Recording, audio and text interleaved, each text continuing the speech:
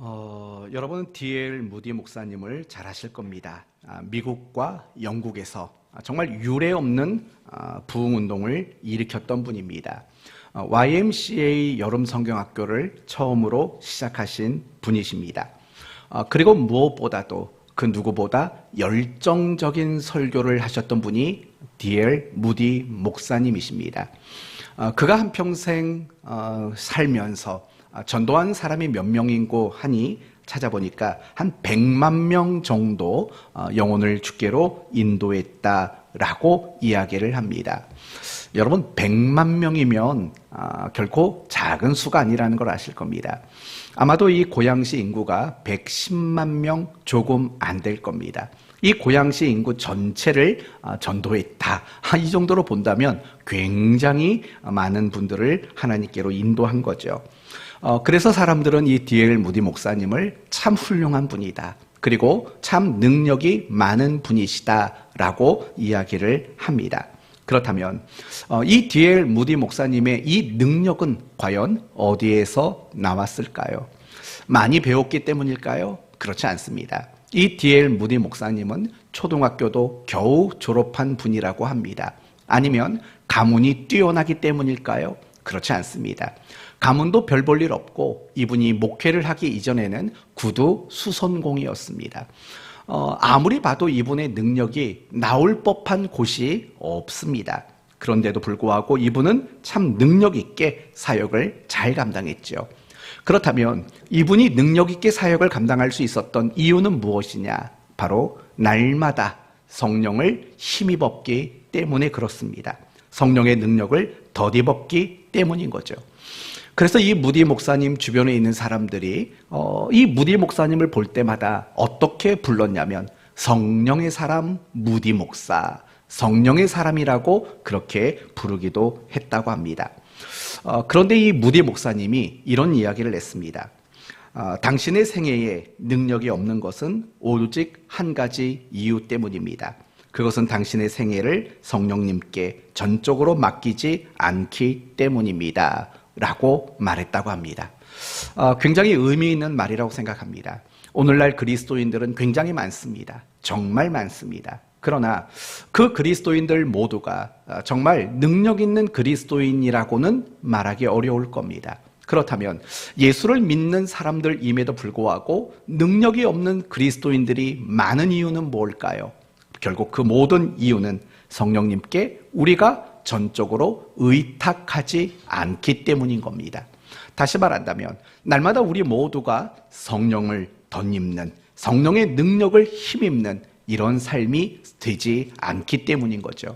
더 간단히 말한다면 성령과 상관이 없는 삶, 성령과 함께하지 않는 그런 삶을 살기 때문에 예수를 믿기는 믿지만 우리에게서는 그 어떤 능력도 찾아볼 수 없는 그런 모습일 수밖에 없는 겁니다. 오늘 본문은 주님이 승천하시면서 제자들에게 성령을 주시겠다고, 그래서 성령의 사람이 되어야 한다고 그렇게 말씀하고 있는 본문입니다.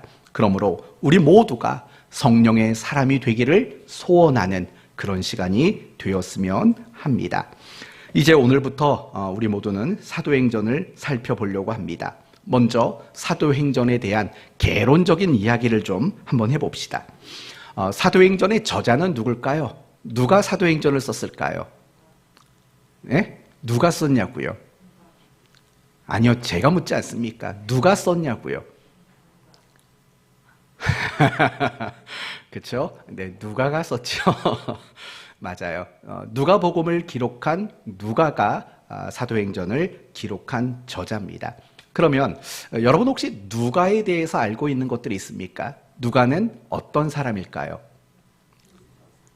그쵸. 다 의사만 좋아한다니까요, 사람들이. 누가는 누굴까요? 맞아요. 의사예요. 의사라는 직업을 가졌어요.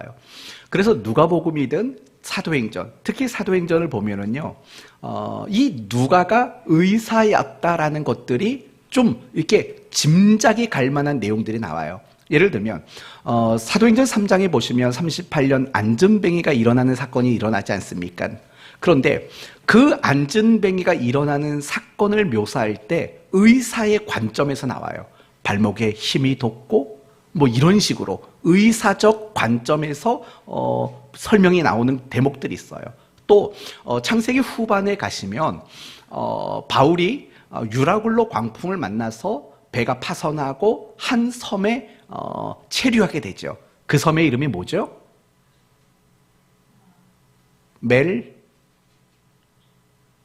멜기데인가요? 아닌가요? 뭔데요? 멜 아닌가요? 네, 멜기데 섬이 맞죠? 멜기데 섬. 네, 멜기데 섬에 도착했죠. 근데 거기서 불을 때우다가 그만 거기서 뭐가 튀어나옵니까? 뱀 한 마리가 튀어나와서 그것도 독사지요. 독사가 이 바울의 손을 뭅니다. 근데 그 장면에서도 누가는 뭐라고 말하냐면 사람들이 그 손이 이제 부을 거고 갑자기 바울이 쓰러질 거다. 그런데 그렇지 않았다라는 식으로 그 병세에 대한 이야기를 해요. 그러니까 이 모든 표현들은 뭐냐면 누가가 의사였기 때문에 의사로서의 관점으로 어떤 사건을 설명하는 그런 내용들이 종종 등장한다라는 겁니다. 맞아요. 누가는 의사입니다. 그런데 누가는 헬라인입니다. 헬라인이라는 말은 유대인이 아닌 이방인, 유대인들 입장에서는 이방인에 해당되는 사람이라는 겁니다. 또한 누가는 12명의 제자에 포함되어 있지 않는 사람입니다. 그는 의사였고 그는 역사가였습니다. 그리고 중요한 것은 바울과 함께 동역했던 동역자인 겁니다. 누가복음을 보면, 아니 사도행전을 보면 누가라는 이름은 등장하지 않습니다. 그런데 누가가 자신을 표현할 때 어떤 말을 썼냐면 우리가 라는 말을 쓰게 됩니다.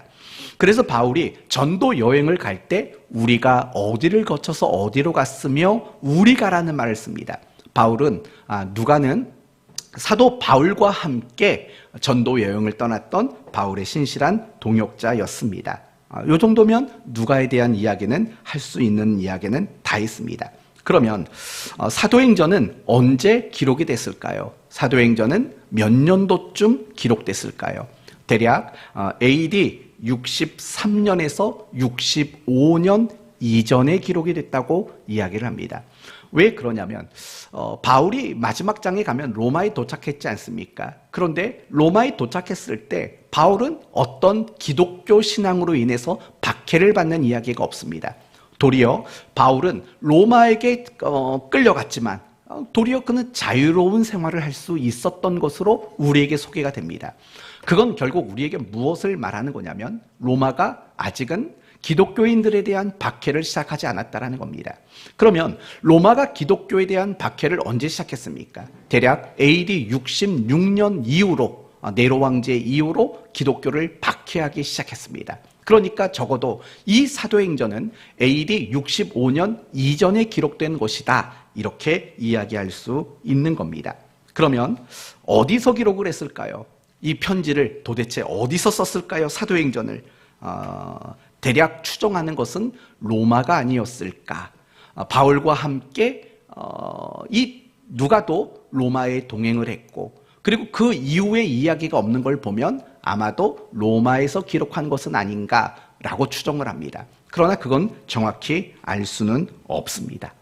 그러면 누가는 이 사도행전을 기록해서 누구에게 보냈는가? 이것도 생각해 볼 필요가 있습니다. 첫 번째 대상은 데오빌로라고 오늘 본문이 분명히 이야기합니다. 첫 번째 1장 1절의 단어가 데오빌로여, 내가 먼저 쓴 글에는 이란 말이 나와요. 이 말은 지금 사도행전을 쓴 누가는 데오빌로에게 이 편지를 쓴 거예요.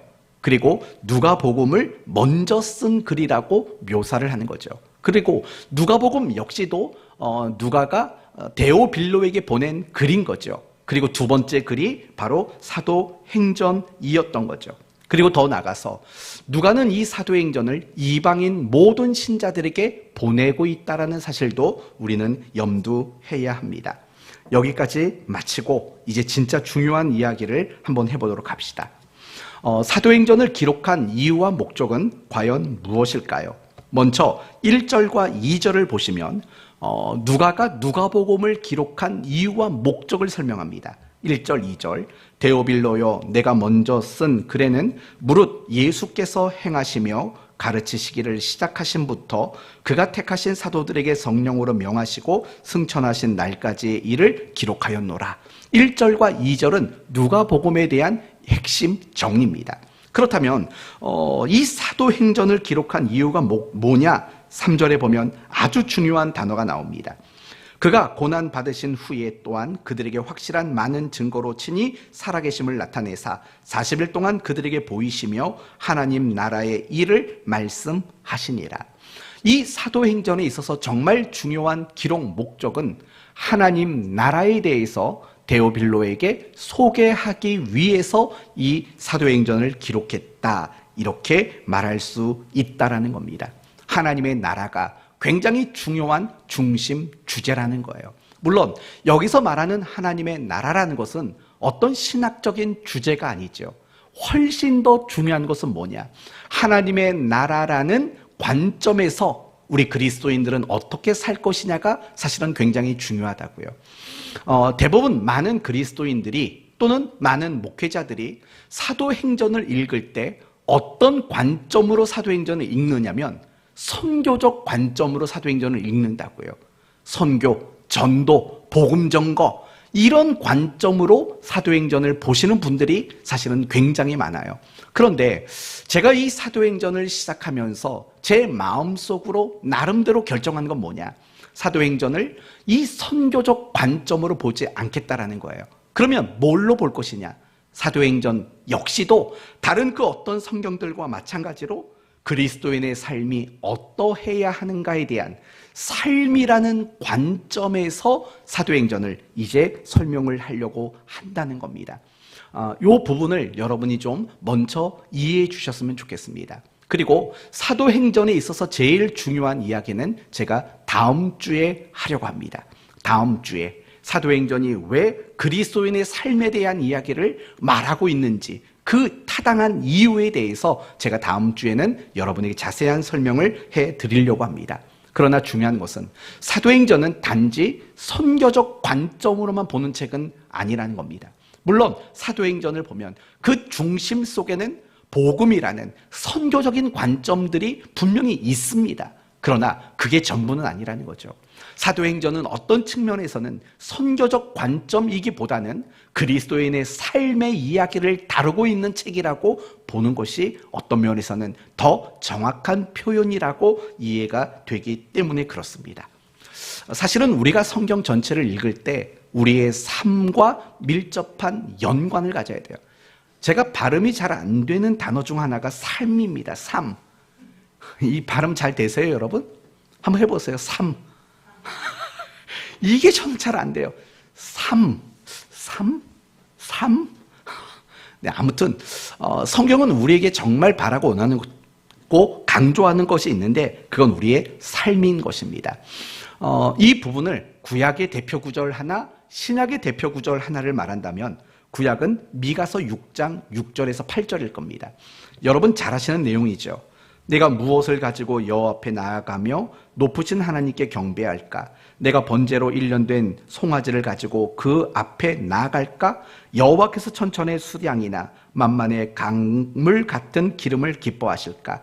내 허물을 위하여 내 맏아들을 내 영혼의 죄로 말미암아 내 몸의 열매를 드릴까? 그러면서 그 다음에 나오는 구절들이 굉장히 중요하죠. 뭐라고 나오냐면 사람아 주께서 선한 것이 무엇임을 내게 보이셨나니 여호와께서 내게 구하시는 것은 오직 뭘 행하며? 정의를 행하며 무엇을 사랑하며? 인자를 사랑하며 겸손하게 내 하나님과 함께 행하는 것이 아니냐라고 말을 한다고요.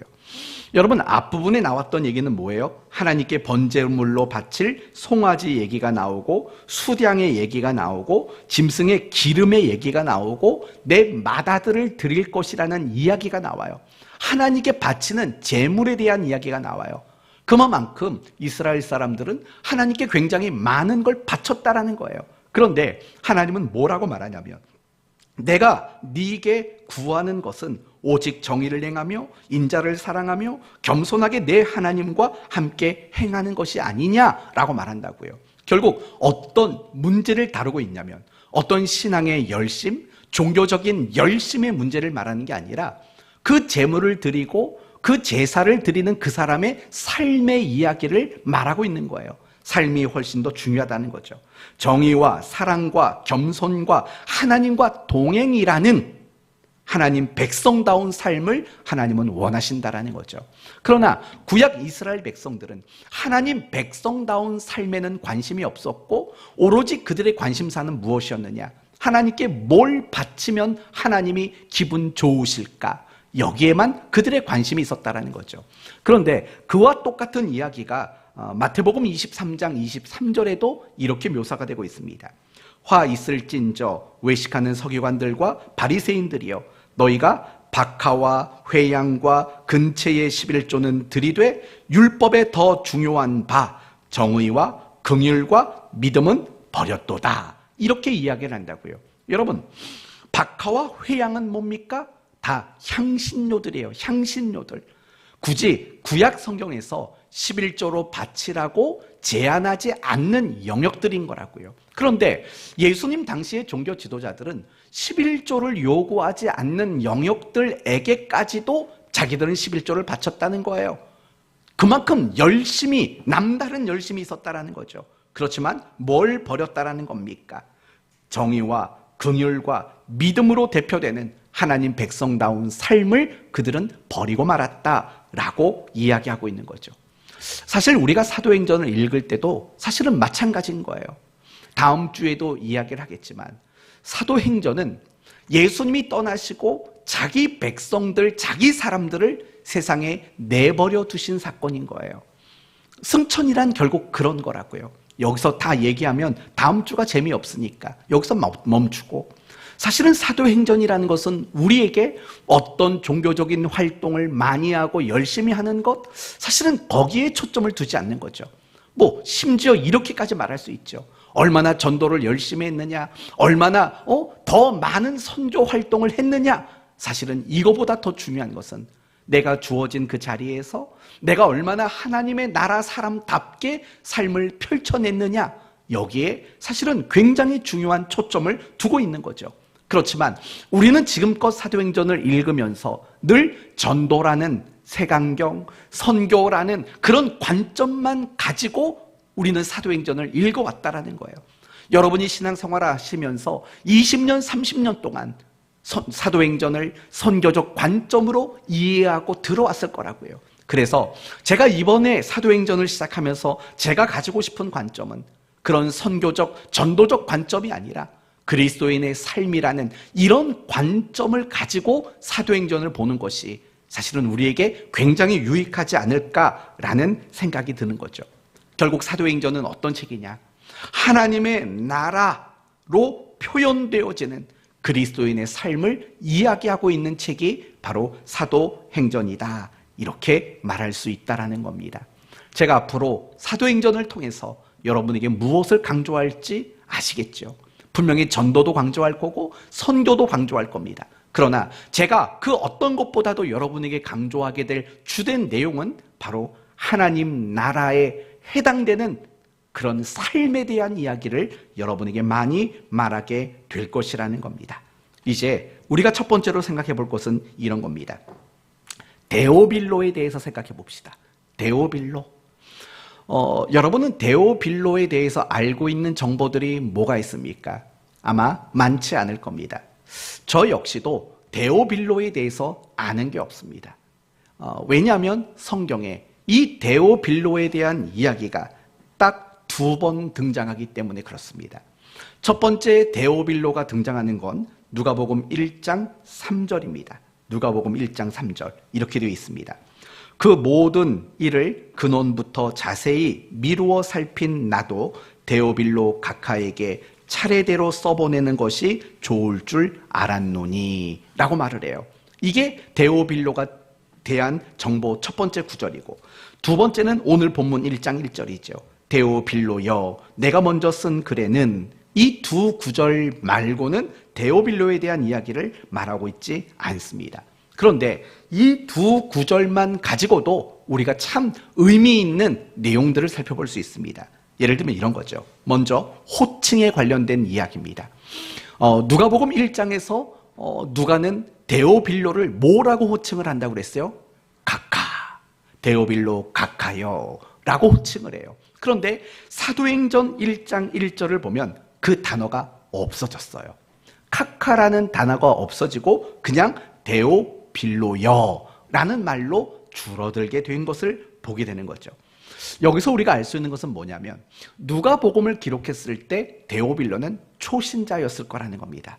이제 겨우 기독교 공동체 안에 발을 디뎌놓는 그 정도의 수준이었을 거라는 거예요. 그렇지만 이제 사도행전을 기록할 무렵에는 데오빌로가 기독교 공동체 안에 잘 어우러지고 있고 잘 자리 잡을 정도로 어느 정도 성장한 거죠.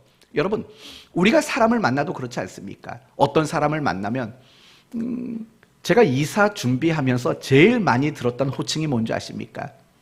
사장님 소리였습니다. 이삿짐 세타 직원들이 올 때부터 저한테 뭐라고 부르냐면 사장님, 이건 어디다 놓을까요? 그 하루 동안 들은 사장님 소리가 100번은 넘을 것 같습니다. 사장님 소리를 얼마나 많이 들었는지 몰라요. 안 친하니까 그렇죠. 친하지 않으니까. 우리는 누굴 만나도 그렇지 않습니까? 누굴 만나도 좀 써먹써먹하니까 선생님이라고 부르든가 아니면 사장님이라고 부르든가 뭐 그렇게 부르지 않습니까? 그러다가 친해지면 어떻게 됩니까? 이제 막 이름도 부르는 거죠. 아무개 씨라고도 부를 수 있는 거고 아무개 야라고 부를 수도 있는 거죠. 친해지면 그럴 수 있는 거 아닙니까? 맞아요. 뭐 우리 목사님들끼리도 마찬가지예요. 목사님들이 처음에 친하지 않을 때는 아무개 목사님 깍듯하게 6글자를 다 한다고요. 뭐뭐뭐 목사님 불러요. 근데 친해지면은요 최 목사 2글자 뭐 3글자밖에 안 해요. 그런 식인 거죠. 데오빌로가 처음에는요 어색했던 거예요. 그러니까 데오빌로 각하요. 그렇지만 이제 함께 신앙의 공동체 안에서 함께 생활을 하다 보니까 이제 그 사람도 적응을 잘했고 이제 어느 정도 믿음이 성장했어요. 그러니까 카카라는 말을 뺀 거죠.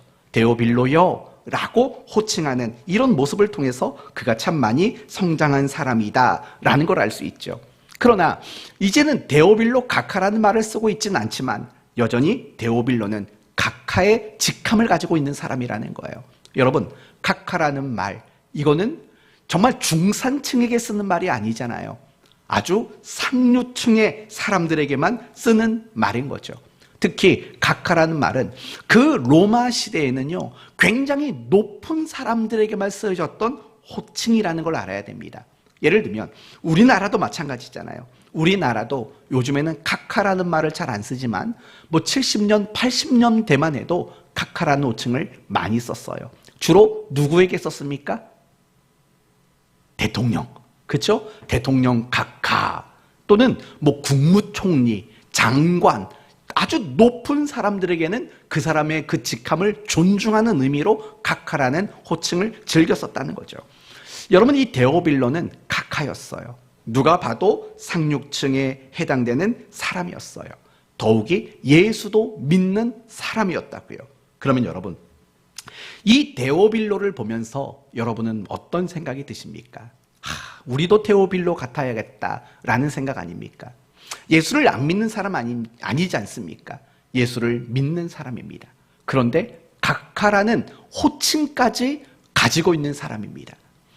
어쩌면 여러분의 생각에는 이런 생각이 있을지도 몰라요. 내 남편이 데오빌로처럼 되면 좋겠다라는 생각.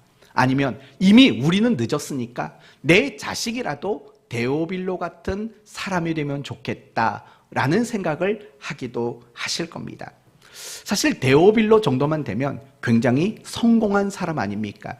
어쩌면 이 세상의 사람들은 모두가 다 데오빌로처럼 되고 싶어하는 게 세상 사람들의 모습 아니겠습니까? 그렇다면 누가 봐도 이 사람은 세상에서 성공한 사람이고 세상에서 누가 봐도 부러울 만한 사람이 된 사람이 바로 데오빌로입니다. 그런데 그에게 사도행전을 썼다라는 거예요. 이게 중요하다라는 거예요. 여러분, 누가 봐도 성공한 사람인데 그에게 사도행전을 기록한 이유는 뭘까요? 바로 이런 것들이죠. 데오빌로, 당신은 각하라는 호칭을 가질 정도로 성공했습니다. 그러나 그것이 당신의 인생의 목표가 되어서는 안 됩니다를 말하는 거죠.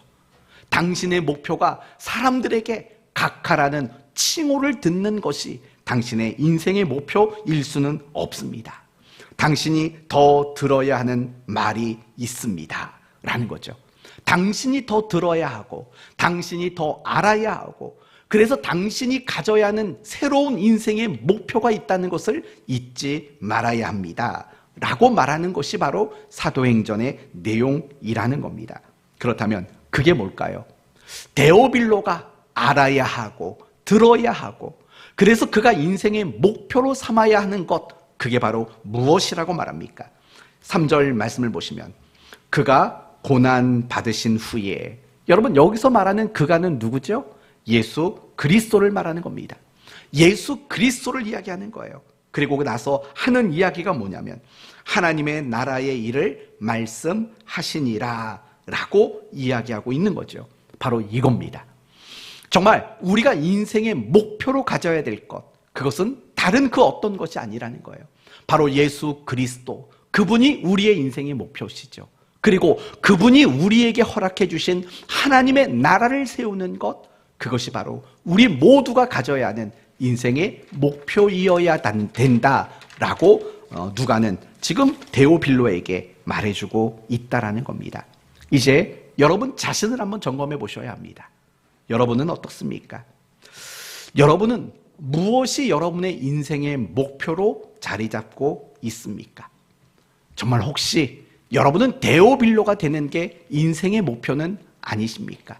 좋은 집에 살고 좋은 것을 누리고 많은 돈을 가지고, 그래서 데오빌로처럼 살아가는 것이 여러분의 인생의 목표는 아닙니까? 여러분이 신앙생활을 열심히 하는 이유가 데오빌로가 되기 위한 이유와 목적은 혹시 아니십니까? 여러분의 자식들을 학원에 보내고 공부 잘 시키려고 하는 이유가 뭡니까? 정말 데오빌로를 만들려고 하는 이유는 아니십니까? 제가 이 말씀을 준비하면서 사실 저도 자신이 없더라고요. 저희 딸내미 시간 정해놓고 공부시키고 이것저것 시키고 있죠. 근데 내가 왜 이런 걸 시키고 있을까라는 생각을 해보면은요, 어쩌면 제 마음속에서도 내 딸을 이 세상에서 데오빌로가 되도록 만들고 싶어하는 마음이 있지 않은가라는 그런 생각이 사실은 있다라는 것을 저는 발견했죠. 왜냐하면 딸이 공부하기 싫어하죠. 그럼 뭐라고 말하냐면, 너 공부 안 하면 나중에 어떻게 되려고 그래? 이런 식의 얘기를 한다고요. 사실은 접근 방법 자체가 틀린 거죠. 공부하는 이유는 세상에서 성공하기 위해서 하는 게 아니죠. 하나님의 기쁨과 하나님의 영광을 위해서 공부하는 거죠. 직장 생활도 다 마찬가지인 거죠. 그런데 저도 모르는 사이에 제 딸에게 그런 식의 얘기를 하더라고요. 너 지금 공부 안 하고 놀면 남들 놀 때 너는 뼈 빠지게 일해야 돼. 이게 애한테 할 얘기는 아니죠. 근데 그런 식의 얘기를 저도 모르게 하고 있을 때가 많더라고요. 그러니까 저도 반성하는 마음으로 말씀을 드리는 거예요. 저도 어쩌면 제 딸이 그냥 데오빌로, 예수를 믿었으니까 데오빌로처럼 되면 좋겠다, 그러면 안심하겠다, 이런 식의 생각을 가지고 있는 제 모습을 보고 반성하는 마음으로 말씀을 드리는 거예요. 여러분은 안 그러세요? 여러분은 왜 자꾸 그렇게 열심히 신앙생활 하세요? 왜 뭔가 헌신하려고 하세요? 헌금은 도대체 왜 하세요? 그 이유가 혹시 그 신앙의 근거를 가지고 여러분이나 여러분의 자식들이 데오빌로가 되기를 바라는 그 마음은 혹시 아닌지 한번 생각해 보셔야 된다는 거예요. 사랑하는 성도 여러분, 오늘날 가정의 비극이 뭔지 아십니까? 오늘날 여러분 자녀들의 비극이 뭔지 아십니까? 오늘날 우리의 비극이 뭔지 아십니까? 우리 모두가 데오빌로가 되고 싶은 마음을 가진다라는 거예요. 더 정확히 말한다면 예수 그리스도를 위해서 살아보겠다라는 마음을 품지 않는 것이 이 시대에 우리 모든 신자들의 가장 큰 비극일 수밖에 없다라는 겁니다. 사랑하는 성도 여러분, 우리가 신앙생활을 잘 못하는 이유가 뭔지 아십니까? 우리가 왜 신앙생활을 하면서 결단하지 못하는 줄 아십니까? 아직까지 우리 마음속에 데오빌로가 훨씬 더 크기 때문에 그렇습니다.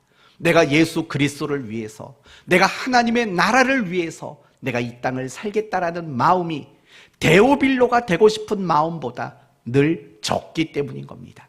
그게 우리 그리스도인의 가장 큰 비극인 겁니다.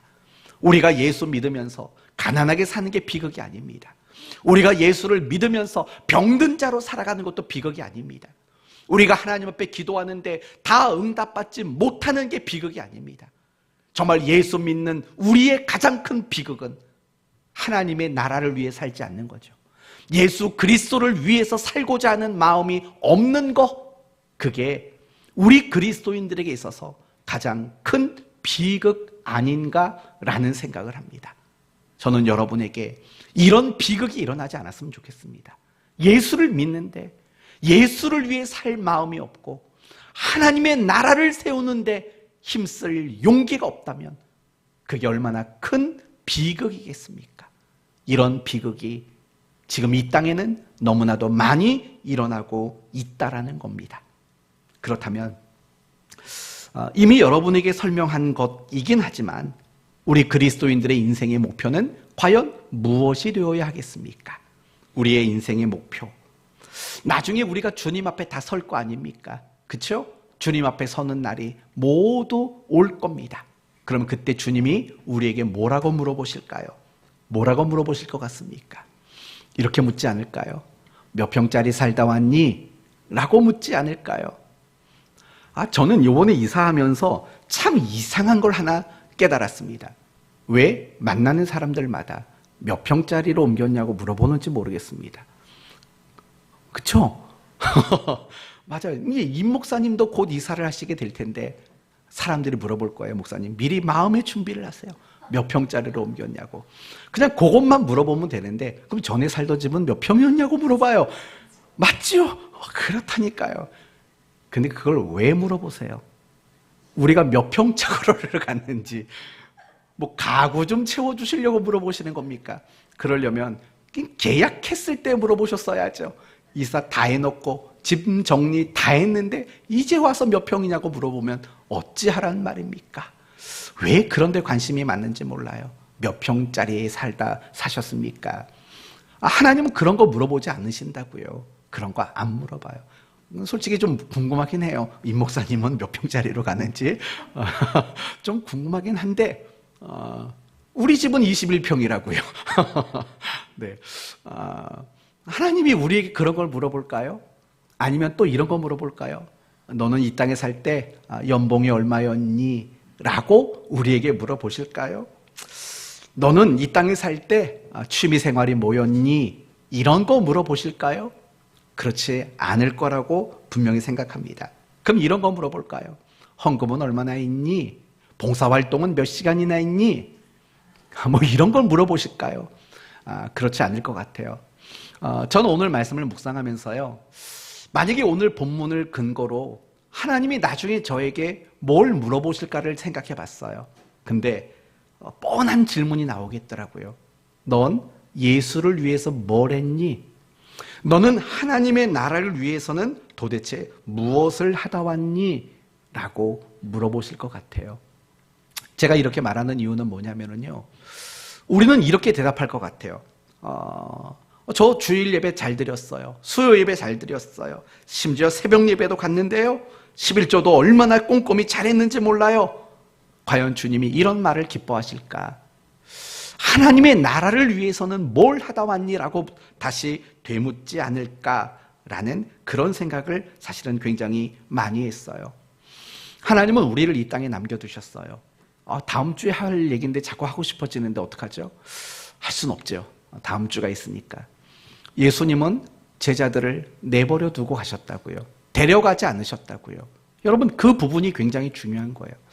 왜 예수님은 제자들을 안 데려가셨을까요? 데려가시면 얼마나 좋아요. 안 데려가셨어요. 그냥 내버려 두셨어요. 이유는 간단하다고요.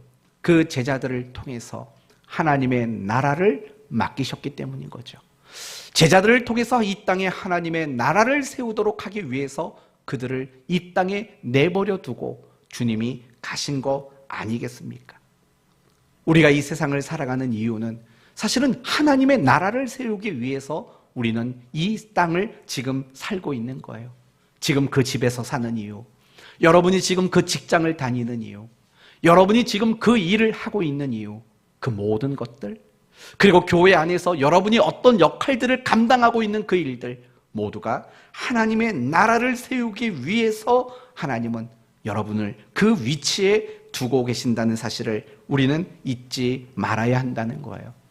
여러분, 사도행전을 읽다 보면은요, 결국 이런 게 보여지지 않습니까? 정말 무식하고 볼품없고 심지어 사기꾼까지 있었던 예수님의 제자들, 그들이 어떻게 변화가 되었는가?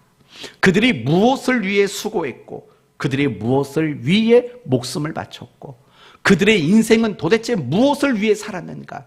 그걸 보여주는 게 사도행전 아닐까요? 분명히 데오빌로에게 그 제자들의 이야기와 예수 믿는 성도들의 이야기를 보여주면서 밝히 보여주고 싶었던 것, 그건 다른 게 아닙니다. 제자들이 목숨 걸었던 거, 그거 예수 그리스도다. 제자들이 인생의 목표로 삼았던 거, 그거 하나님의 나라다. 데오빌로, 당신도 하나님의 나라를 세우는 것이 인생의 목표이어야 한다. 이걸 지금 말해주고 있다라는 겁니다. 정말 하나님의 나라, 그건 너무나도 중요한 거예요. 그래서 여러분 3절 말씀을 보시면 예수님이 부활하시고 나서 이 땅에 며칠 동안 계셨죠? 40일을 계셨다고요. 그런데 그 40일 동안 예수님이 제자들에게 끊임없이 말씀하셨던 주제가 뭐라고 말합니까? 하나님의 나라라고 말해요. 하나님의 나라. 하나님의 나라. 예수님이 공생애를 시작하시면서 외쳤던 메시지도 결국은 하나님의 나라였던 것 아닙니까? 하나님의 나라라는 이것이야말로 우리가 인생을 살아가는 가장 중요한 이유이고 우리의 목표라는 거죠. 그렇다면 우리가 하나님의 나라를 세운다는 것은 어떤 것을 말하는 걸까요? 선교사가 돼서 오지에 나가는 걸까요? 아니면 목사가 돼서 목회를 하는 겁니까? 그렇지 않지요. 주기도문에 보면 이 하나님의 나라와 관련된 이야기를 이렇게 말합니다. 뜻이 하늘에서 이룬 것 같이 땅에서도 이루어지이다. 하나님의 나라라는 것은요, 하나님의 뜻과 통치가 내 삶에 실현되는 것이 바로 하나님의 나라인 것입니다. 하나님의 나라는 하나님의 뜻이 내 삶에 실현되는 것, 그게 바로 하나님의 나라인 겁니다. 이 말도 어려우시면 더 쉽게 이렇게 말씀을 드릴게요. 하나님의 나라를 세운다라는 말은 예수 그리스도가 소망이라는 것을 밝혀내는 삶을 사는 것, 그게 바로 하나님의 나라를 세우는 겁니다. 사랑하는 성도 여러분, 남편의 자리에서, 아내의 자리에서, 부모의 자리에서, 자녀의 자리에서 우리는 하나님의 나라를 세워야 합니다.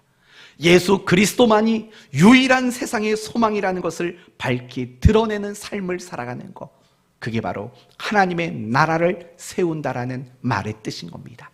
그게 바로 우리의 인생의 목표라고 말하는 거죠. 그러면 어느덧 2개월이 지났습니다. 지난 2달 동안 어떻게 했습니까? 정말 여러분이 살고 있는 그 자리에서 예수 그리스도가 소망이라는 사실을 밝혀 드러내는 하나님의 나라를 세워가는 그 삶을 과연 나는 살았는가 생각해 보셔야 합니다. 그리고 혹 지금껏 그런 삶을 살지 못했다면 앞으로가 중요합니다. 오늘부터가 중요합니다.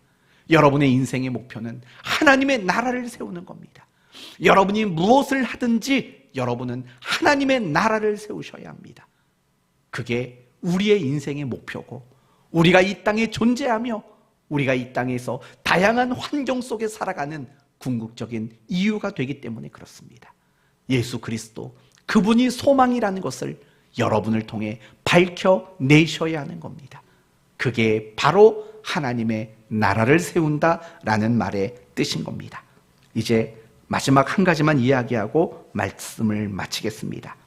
이제 그러면서 주님이 제자들에게 뭐라고 말하냐면 4절 말씀, 사도와 함께 모이사 그들에게 분부하여 이르시되 예루살렘을 떠나지 말고 내게서 들은 바 아버지께서 약속하신 것을 기다리라. 그러면 하나님이 우리에게 약속하신 것이 뭡니까? 그 다음 구절에 명확히 나오죠. 뭐죠? 5절. 요한은 물로 세례를 베풀었으나 너희는 몇 날이 못되어 무엇으로 세례를 받으리라? 성령으로 세례를 받으리라 라고 말하고 있는 겁니다. 하나님의 나라를 세우고자 하는 자들, 예수 그리스도를 소망임을 밝히고자 하는 자들, 그들에게 하나님은 약속하신 게 있다는 거예요. 그게 바로 성령인 거예요. 여러분, 이 말을 뒤집어 말하면 이런 뜻이 돼요. 여러분이 예수 그리스도가 소망임을 밝혀내지 않는 삶을 산다면, 여러분이 하나님의 나라를 세우고자 하는 삶을 살지 않는다면, 미안한 이야기지만 여러분에게는 성령 충만이란 있을 수 없다라는 거예요. 왜냐하면 이 성령의 충만함이라는 것을 누구에게 약속했느냐? 하나님의 나라를 마음에 품은 자들에게 하나님은 이 성령을 약속했기 때문인 거예요. 여러분이 신앙생활을 하면서 왜 나는 성령 충만하지 못한가를 생각해 보셔야 돼요. 그 이유는 다른 게 아니에요. 그 이유는 여러분이 예수 그리스도를 소망으로 밝혀내는 일에 무관심했던 거고, 하나님의 나라를 세워내는 일에 여러분이 집중하지 않았기 때문인 거죠. 반대로 여러분이 정말 성령 충만하기를 원한다면 하나님의 나라를 세우는 일에 여러분의 인생을 거셔야 되는 거예요. 여러분이 성령 충만하기를 원하신다면 하나님의 나라를 세우는 그 일에 여러분의 생명을 내놓을 수 있는 사람이 되어야 돼요. 바로 그런 사람에게 약속된 것이 바로 성령 충만이기 때문에 그래요. 그렇다면 여러분, 오늘 본문을 보면 성령 세례라는 표현이 나와요. 성령 세례. 이 표현은 신학적으로도 굉장히 논란이 많은 표현이에요. 여러분, 성령 세례가 뭐라고 생각하십니까? 어떤 사람은 성령 세례를 중생, 거듭남이라고 말하는 사람이 있어요. 중생, 거듭남. 그럼 묻습니다. 지금 예수님은 제자들에게 말해요. 성령으로 세례를 받을 것이다. 그러면 이 말은 제자들이 지금까지 중생하지 못했다는 뜻이에요? 그거 아니죠. 이미 제자들은 거듭난 자들이고 이미 제자들은 중생한 자들이라고요. 그런데 성령 세례를 주겠대요. 그걸 도대체 뭘로 이해하면 되겠어요? 이렇게 확인하면 쉬운 거죠. 분명히 하나님께서 성령으로 세례를 주겠다고 약속하셨어요. 그리고 그 결과가 어떻게 나왔는지 보세요. 사도행전을 보시면 어떤 결과로 나왔죠? 오순절에 120명의 성도들이 뭘 받았습니까? 성령의 충만함을 받는 사건으로 나왔어요. 그러니까 굳이 신학적으로 따져 물을 문제가 아니라 성령을 주시겠다고 약속하셨고 성령 세례를 주겠다고 약속했고 제자들이 받은 것은 성령의 세례라면, 성령 충만이라면 성령 세례를 성령의 충만함으로 이해하는 것도 나쁜 해석은 되지 않을 거라는 거예요. 그리고 중요한 것은 무엇이냐면 성령을 주시는 이유가 뭐냐라는 게 중요하죠. 그리고 그 이유는 간단해요. 내 힘으로는 예수 그리스도가 소망이라는 것을 밝혀낼 수 없기 때문이죠. 내 힘으로는 하나님의 나라를 세우는 그 일들이 역부족인 사람들이기 때문에 성령을 우리에게 약속하셨다라는 거예요.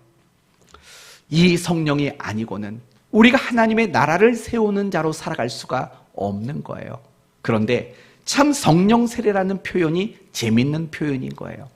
여러분, 세례라는 것은 다 어떤 이미지냐면 물속에 들어갔다가 나오는 거예요. 여러분, 입고 있는 그 옷을 그대로 물속에 들어갔다 나오면 어떻게 되시겠습니까? 흠뻑 젖는 거죠. 성령 세례를 저는 이 말씀을 묵상하다가 그렇게 이해를 했어요. 아, 성령 세례란 내가 성령으로 흠뻑 젖는 것을 말하는구나. 내가 하나님으로 흠뻑 젖는 것, 그게 바로 성령 세례, 성령 충만이구나 라는 생각을 할 수밖에 없었던 거죠. 바로 이걸 우리에게 약속했다는 거예요. 하나님은 우리 모두가 성령으로 흠뻑 젖은 자가 되기를 원하셔요. 하나님은 우리 모두가 하나님으로만 흠뻑 젖은 자가 되기를 원하신다고요.